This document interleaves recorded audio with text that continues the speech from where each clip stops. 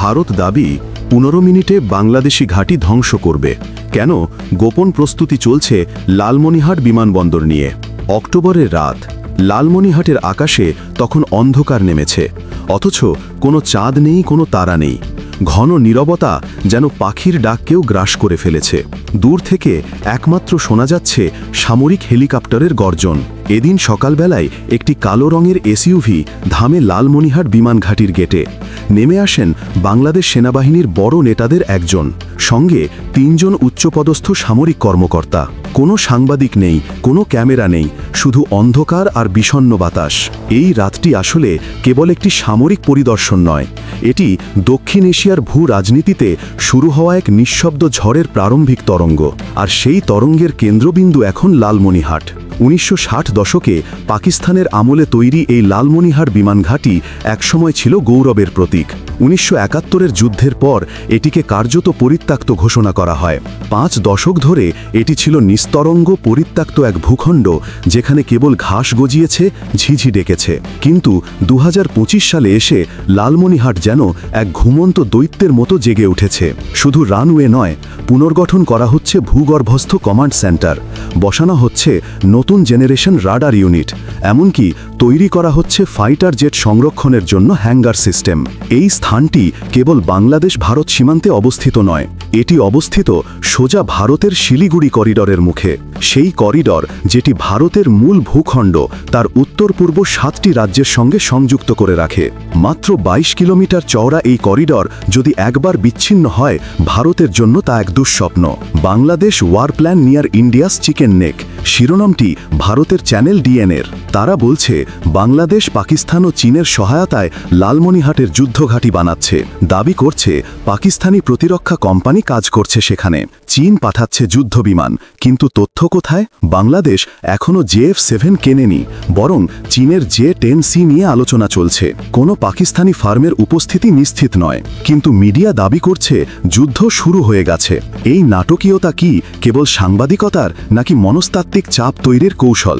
বিশ্লেষকরা বলছেন ভারতের এই ইনভেশন অফ থ্রেট মূলত তাদের ডোমেস্টিক ডিস্ট্রাকশন কৌশলের অংশ, যেখানে দেশের অভ্যন্তরীণ সংকট ভুলে থাকতে জনগণকে সীমান্ত উত্তেজনায় ব্যস্ত রাখা হচ্ছে।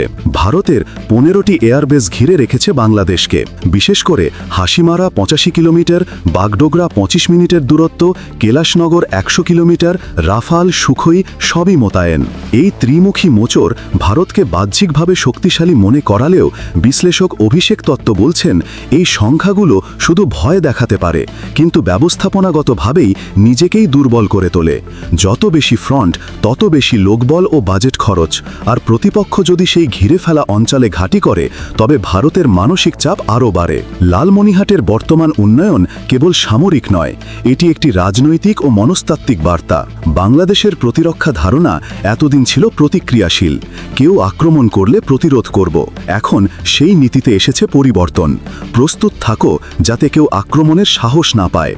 এই কৌশলকে বলা হয় ডিটারেন্স বাই ডিসপ্লেসমেন্ট, হুমকির মুখে নয়, হুমকির মুখোমুখি গিয়ে দাঁড়ানো।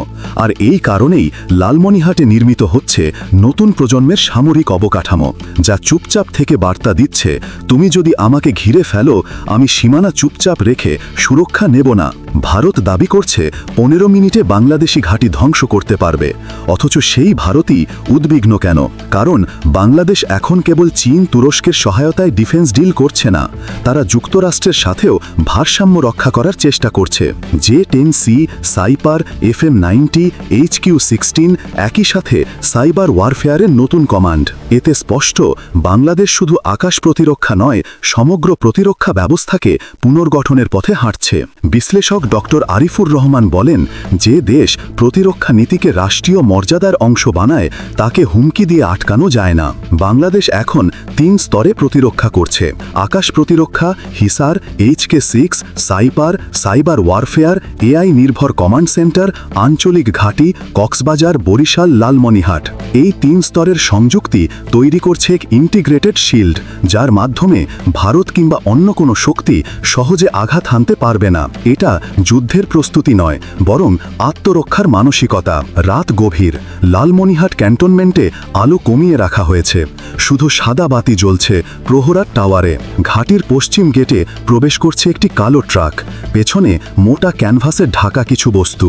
কেউ জানে না কি আছে সেখানে, রাডার ইউনিট, ড্রোন সাপোর্ট নাকি গাইডেড মিসাইল। ঘাটির ভেতরে থাকা সেনারা মুখ বন্ধ, প্রহরীরা জানে এই ট্রাকের গন্তব্য হ্যাঙ্গারের নিচে সাবটেরিনিয়ান বাংকারে।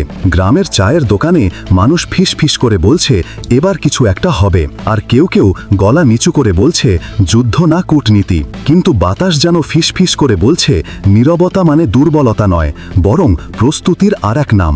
লালমনিরহাট এখন প্রতিরক্ষার প্রতীক নয়, এটি মনস্তাত্ত্বিক আত্মরক্ষার এক ঘোষণা, যেখানে প্রতিটি বুটের শব্দ, প্রতিটি রাডার সিগন্যাল, প্রতিটি ড্রোন উড্ডয়ন একটি বার্তা দিচ্ছে এইবার আমরা প্রস্তুত।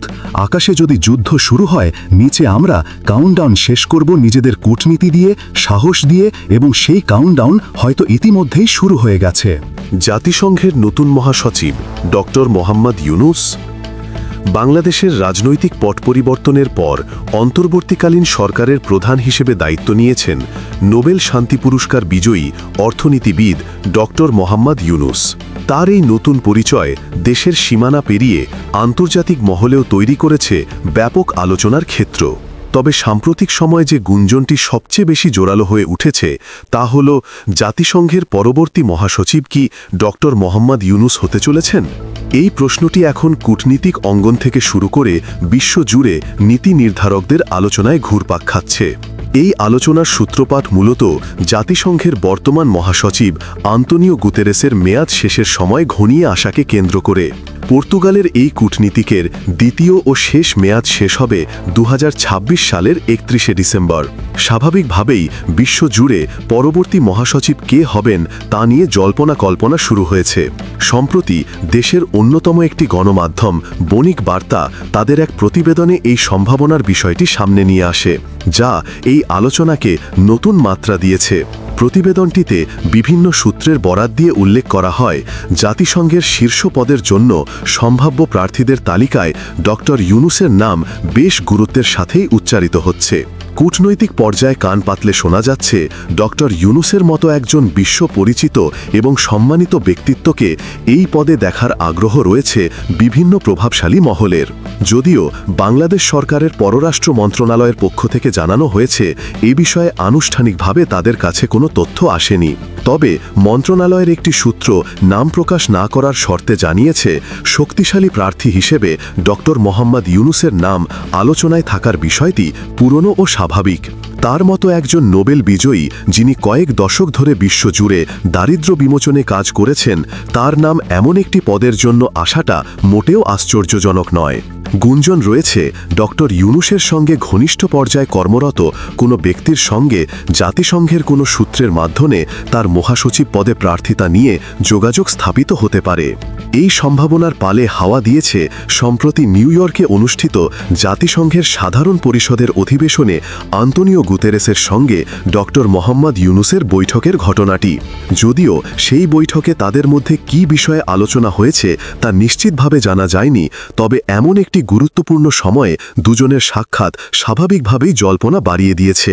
বিশ্ব নেতারা যখন কোনো একটি নির্দিষ্ট পদের জন্য প্রার্থী বাছাই করেন, তখন প্রার্থীর অতীত কর্মকাণ্ড, বৈশ্বিক গ্রহণযোগ্যতা এবং সংকট মোকাবেলার দক্ষতাকে বিশেষভাবে বিবেচনা করা হয়। এক্ষেত্রে ডক্টর ইউনুসের প্রোফাইল নিঃসন্দেহে অত্যন্ত শক্তিশালী। ক্ষুদ্র ঋণের জনক হিসেবে তার পরিচিতি বিশ্বজুড়ে এবং যে কোনো সংকটময় মুহূর্তে তার শান্ত ও স্থিতিশীল নেতৃত্ব তাকে অন্যদের চেয়ে এগিয়ে রাখছে। জাতিসংঘের মহাসচিব নিয়োগের প্রক্রিয়াটি বেশ জটিল এবং বহুমাত্রিক। সংস্থাটির চার্টারের 97 অনুচ্ছেদ অনুযায়ী সদস্য রাষ্ট্রগুলো মহাসচিব পদের জন্য প্রার্থী মনোনয়ন দেয়। এই মনোনয়নপত্র সাধারণ পরিষদের সভাপতি এবং নিরাপত্তা পরিষদের সভাপতির কাছে পাঠানো হয়। এরপর নিরাপত্তা পরিষদের 15টি সদস্য রাষ্ট্র, বিশেষ করে 5টি স্থায়ী সদস্য রাষ্ট্র যুক্তরাষ্ট্র, রাশিয়া, চীন, যুক্তরাজ্য ও ফ্রান্স আলোচনা করে একজন একজন প্রার্থীকে চূড়ান্তভাবে সাধারণ পরিষদে সুপারিশ করে। এখানে নিরাপত্তা পরিষদের স্থায়ী সদস্যদের যে কোনো একজনের ভেটো দেওয়ার ক্ষমতা থাকায় পুরো প্রক্রিয়াটি অত্যন্ত রাজনৈতিক হয়ে ওঠে। সব শেষে সাধারণ পরিষদে গোপন ব্যালটের মাধ্যমে সেই সুপারিশ অনুমোদন করা হয়। ঐতিহ্যগতভাবে জাতিসংঘের মহাসচিব পদে একটি অলিখিত ভৌগোলিক আবর্তন নীতি অনুসরণ করা হয়। 2007 থেকে 2016 সাল পর্যন্ত এশিয়া মহাদেশ থেকে মহাসচিবের দায়িত্ব পালন করেছেন দক্ষিণ কোরিয়ার বান কি মুন। তারপর এই পদটি পেয়েছে ইউরোপ এবং দায়িত্ব নিয়েছেন পর্তুগালের আন্তোনিও গুতেরেস। সেই হিসাবে পরবর্তী মহাসচিব আফ্রিকা মহাদেশ থেকে নির্বাচিত হওয়ার একটি প্রবল সম্ভাবনা রয়েছে। তবে এই নিয়মটি কোনো লিখিত আইন নয়, বরং একটি অলিখিত প্রথা। অতীতেও এর ব্যতিক্রম দেখা গেছে। তাই যে কোনো বিবেচনায় ডক্টর ইউনূসের প্রার্থিতাকে উড়িয়ে দেওয়া যায় না। পররাষ্ট্র মন্ত্রণালয়ের সূত্রটি আরও জানিয়েছে, যদি ডক্টর ইউনূসের নাম মহাসচিব পদের জন্য আনুষ্ঠানিকভাবে প্রস্তাব করা হয়, তবে বাংলাদেশ সরকার ও পররাষ্ট্র মন্ত্রণালয় সর্বাত্মক সহযোগিতা প্রদান করবে। বাংলাদেশের অন্তর্বর্তীকালীন সরকারের প্রধান উপদেষ্টা হিসেবে ডক্টর ইউনূসের মেয়াদ শেষ হবে আগামী নির্বাচনের পর নতুন সরকার গঠিত হলে। এরপর তিনি কোন ভূমিকায় অবতীর্ণ হবেন সেই কৌতূহল এখন সবার। যদি তিনি সত্যিই জাতিসংঘের মহাসচিব পদের জন্য প্রার্থী হন এবং নির্বাচিত হন, তবে তা হবে বাংলাদেশের জন্য এক ঐতিহাসিক অর্জন। তবে এই মুহূর্তে সবকিছুই সম্ভাবনার পর্যায়ে রয়েছে। ডক্টর ইউনূসের ভবিষ্যৎ পরিকল্পনা এবং বিশ্ব রাজনীতির গতি প্রক্রিয়ার ওপরেই নির্ভর করছে এর চূড়ান্ত পরিণতি। তার পরবর্তী পদক্ষেপ কী হয় তা দেখার জন্য বিশ্বকে আরও কয়েক মাস অপেক্ষা করতে হবে।